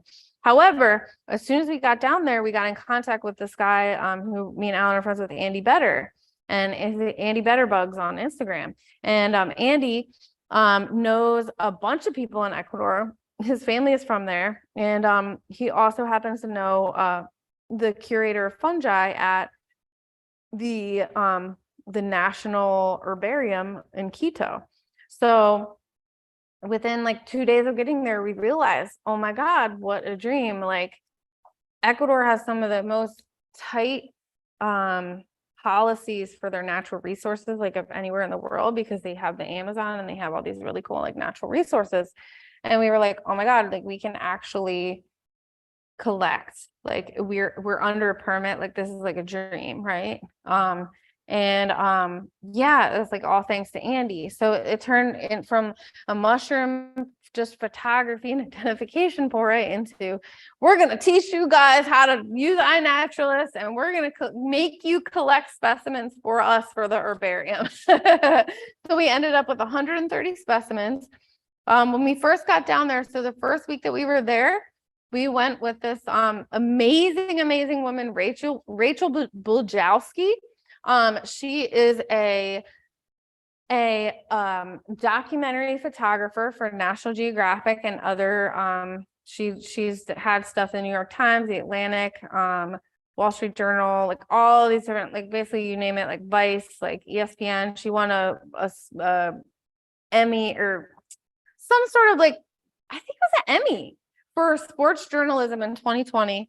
And she decided that she saw this very talk at Soma Camp in January, and she was in contact with me. She wanted to do a story, and I said, well, let's go to Ecuador. And she was like, well, okay. So we went to Ecuador. This was like two of the mushrooms that I photographed like on like one of the first day or whatever. And she was just super cool and like super hands-on. I'm just so happy she came. And really she took photos like this of me and Alan. So this is like amazing photo, a professional photo of like me collecting or at least trying to collect psilocybe by this waterfall. So Alan found these two psilocybe that were he doesn't know what they are. They're not sure what they are, and we probably won't know until next year until we go down there and DNA barcode everything that we found. Here's another photo. You know, it was just raining there nonstop. And she just got this really amazing footage. Here's me and her putting samples into the dryer. So this is what a field dryer looks like. It's just basically a box with like really hot incandescent light bulbs in the bottom. And here is just a cool cordyceps that I found. So this was a species that was just described in 2017. It's Cordyceps nidus. It's on a trapdoor spider. So like this is the trapdoor. That's a little worm, and it's fruiting out of the actual spider, which is this really cool. The guy that was Ecuadorian, he Santiago, he helped find and dig this out, and he happens to be a cordyceps expert, so he was able to tell us what it was. Here's another cordyceps. This is in UV light, and this is Ophiocordyceps melalonthe. So this is that weird thing that your son ate with a cordyceps growing off of it. I love this because the UV, like you just happen to catch this little baby mycena here. And it was like, I did not put that there. It was like perfectly positioned. So we were able to like, you know, dig the dirt out from around it, and like shine the UV light on it. And we got so many cool photos of this one. And actually this one's cool because this one is a sexual. This one on the far one is a sexual phenotype, and then this one here on the left is an asexual form of it. It doesn't have any parathecia on it. So it's super interesting specimen that we collected. Here is the whole group of amazing people that came down on 29 days notice or less. Super cool people from all over. That was the restaurant. The guy that owned this eco resort is called Fur Hat. He's amazing mushroom identifier on Facebook. I probably should have put his photo in here, but like I said, I did this all the last minute. So we stayed with Rachel for 2 weeks at Fur Hat's resort. Then we had this whole group come, and we taught them a bunch of stuff and had them do collections for us. Then the last week we were there, we went off and did this cool field work basically with this other group of people. This guy Alex right here in the middle. So this place it's a super special cave system. And the name of it is called the throat of the dino, like the throat of the dinosaur. This guy right here, Alex, in the middle right here, he his company, or nonprofit Huasca Amazonia, purchased these caves, and this guy Zane right here, he does research with Alex on reptiles. So they are actually sponsored by Oxford Nanopore. So Nanopore sends them flongles and stuff for free, because they're doing cutting edge research in the Amazon rainforest on reptiles, and they're doing full genomes and stuff like that. He's 24. Yeah. Alex is like closer to my age, and he's from like the Blue Ridge Mountains of Virginia, which is like the region that I'm from. Here's Andy Better. Andy's 21, and he is the one that got us into the herbarium, and he's been doing field work and conservation for the last like 3 years. So like no one is, everyone can do this. These guys I called the Spider Boys. So they were researching tarantulas.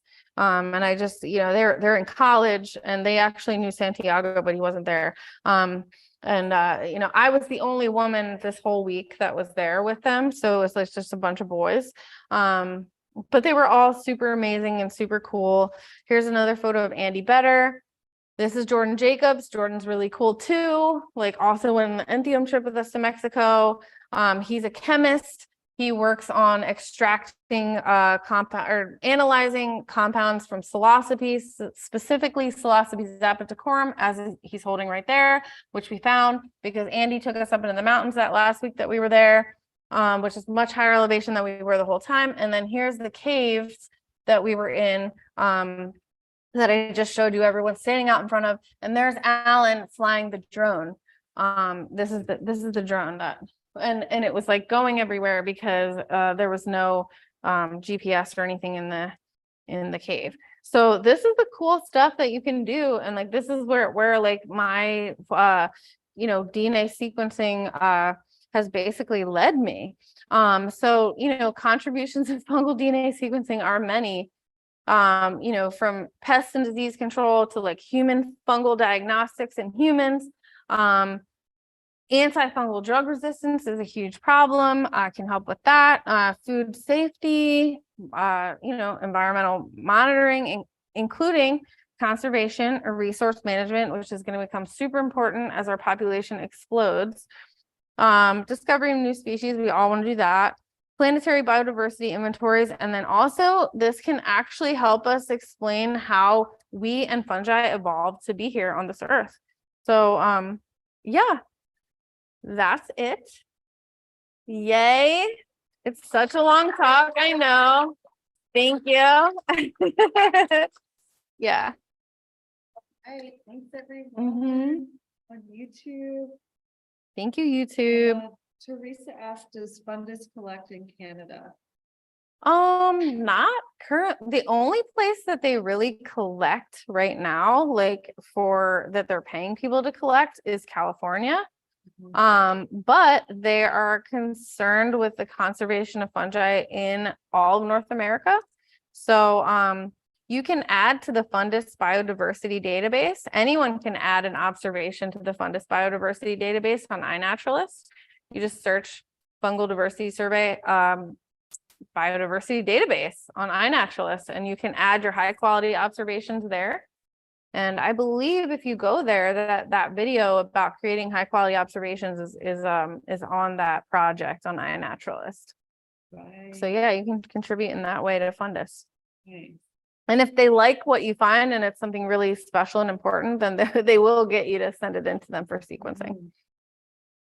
Right. Well, lots of good comments on YouTube. Chuck said his brain was on fire. Yeah. Yeah, any other questions here? Yeah. Yeah, totally. DNA, right? So basically you have, well, actually, not when we talk about chromosomes, right? So humans have 2 chromosomes each, right? So one for mom and for dad with the boy. True, yeah. Fungus, I assume, do not. Alan? Oh, no. I don't know either. Depends on the species, because even different animals have chromosomes. You just did sexual reproduction. Yeah, but like the. Okay, good. Like, yeah, humans, mammals, there are 2. So I'm assuming because they're reproducing, there is 1, 2, so that's kind of. There's more. There's 2 separate. Well, you 2 pairs. No, you have to use these chromosomes in your body, right? So people say codes, right? There's one for mom, one for dad. Like that's like it's why. Is what you mean? Like does that mean by the same or what? No, like each, non-sex chromosomes. 2 sets. Yeah. The others, I guess, have 2 pods, one in your mom, one in your dad. So I guess with fungus, you don't, because it's asexually productive. It depends on what stage. Oh, well, there is sexual and asexual. Yeah. Yeah, because like the ones that are asexual would just be genetic clones of the parent, so it would be like half of the, Yeah, so. Yes. So there, Life stages. there are. Yeah. So what I was showing on that one cordyceps is like half the one thing that was sticking up was the sexual because it had the ascospores like in the parathecia on there.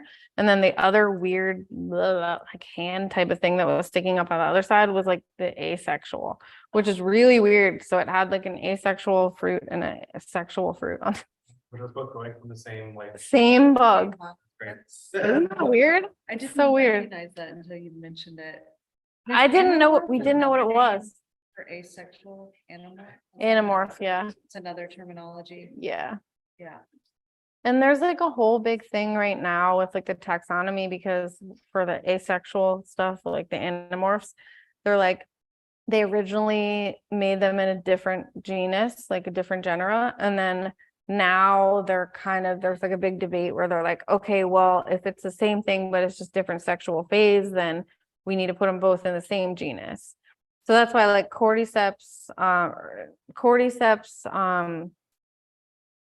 or this like Asaria, like this thing like that is like cordyceps asexual phase. It used to be called Asaria and now they just had to like move it back into cordyceps because it was a asexual phase of like a cordyceps. So like they're still shifting it around. I mean, it's a hot topic, an active area of research, and I'm not a taxonomist, so it's very interesting to me, but I don't put names on things and I don't keep up with it, and I'm not very good at mushroom ID either. That's why I like really rely a lot heavily on Alan for that. It's just not my Like thing. Anamorphs too, do they typically have that like splintering kind of?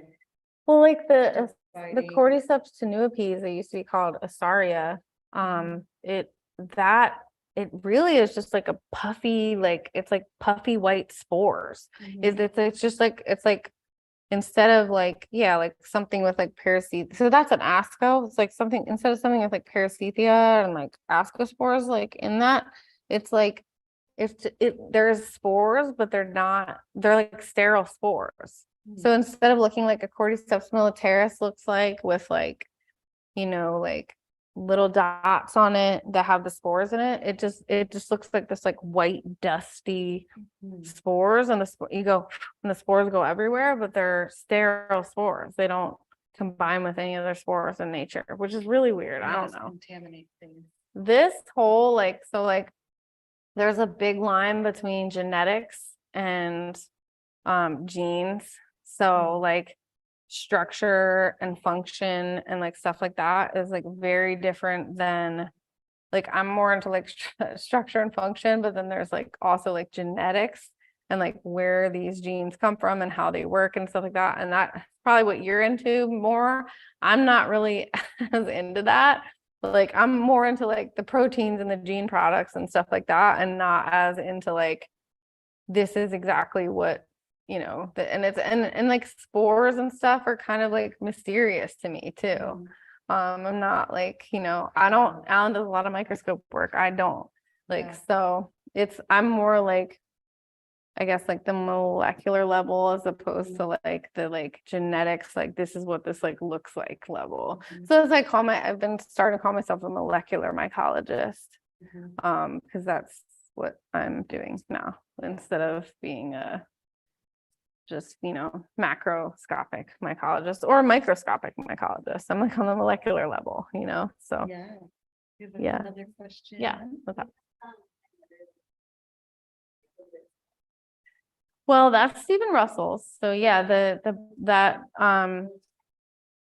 Ecuador, like a foray. Yeah. So I'm making a website right now for Mycena LLC, and then like we need to get like the bank account set up for that, and then it took like all the Ecuador payments just like through my own bank account. So it's just like some logistics stuff that needs to be worked out in the next like month or two.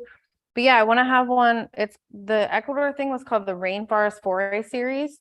So I want to have other rainforest forays like in areas of high biodiversity, including the temperate rainforest of West North Carolina, which is like amazing. And that's where I want to live. And I just love it there. And it's very understudied. So yeah, I would love to have more forays like going out. I just can't say exactly when, but I can tell Angel when I know, and she can like email it out as just like a little side note in whatever email she's doing. And then you guys can know. Yeah, or just follow me on Instagram because I always announce all my stuff on Instagram. And then if you follow Alan, like his stuff usually gets more like out there. He just has like a lot more engagement. Facebook groups he's created. Yeah. So there's like mushroom events Facebook group. But then just like also like anything he posts like generally gets like more traction than anything I post just because it's like Alan. So and I love All the Facebook groups that you started. no, he does it all manually. I don't think they let you do that kind of stuff. Okay. One question about, I've read know a little bit about like human epigenetics. Like, is that ever going to be a thing with mycology?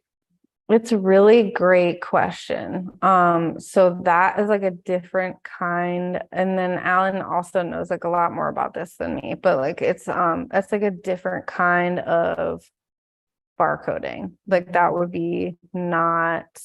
Would you have to get like the It really would detailed? Yeah, it would be like more like a meta barcoding. Like I think it would definitely be like more involved. But that guy Zane that is 24 and researches reptiles in Ecuador, like he's doing that. Like he's doing it's like mRNA. Yeah. He's like starting to do that now.